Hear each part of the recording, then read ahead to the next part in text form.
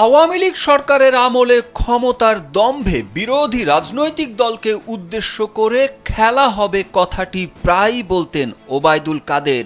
তিনি হয়তো কখনোই ভাবেননি আওয়ামী লীগ সরকারের পতন হবে, তাকে পালাতে হবে।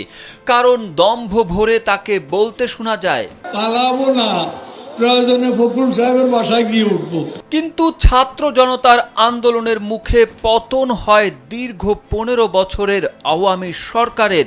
শেখ হাসিনা ভারতে পালালে পালিয়ে যায় অনেক আওয়ামী লীগের প্রভাবশালী মন্ত্রী এমপি থেকে শুরু করে নেতাকর্মীরা।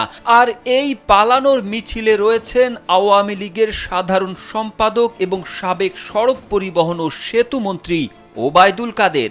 Double million offer Walton fridge কিনে পেতে পারেন 20 লক্ষ টাকা, রয়েছে কোটি কোটি টাকার নিশ্চিত উপহার। 5 আগস্টের অভ্যুত্থানের পর আওয়ামী লীগ সরকারের অনেক প্রভাবশালী নেতা ভারত সহ বিভিন্ন দেশে পালিয়ে যাওয়ার খবর পাওয়া যায়।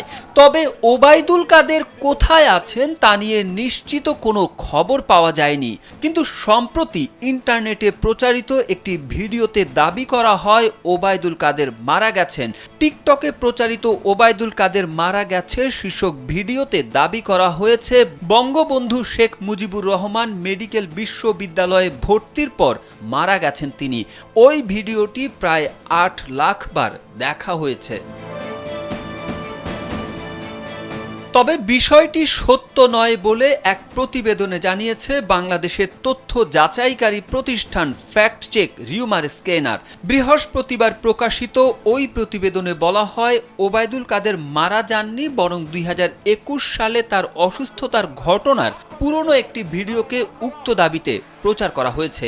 এ বিষয়ে অনুসন্ধানে দেশের বা দেশের বাইরের কোনো সংবাদ মাধ্যম কিংবা সংশ্লিষ্ট নির্ভরযোগ্য কোনো সূত্রে ওবায়দুল কাদেরের মৃত্যুর বিষয়ে কোনো তথ্য পাওয়া যায়নি। তারেক আহমেদ, কালবেলা।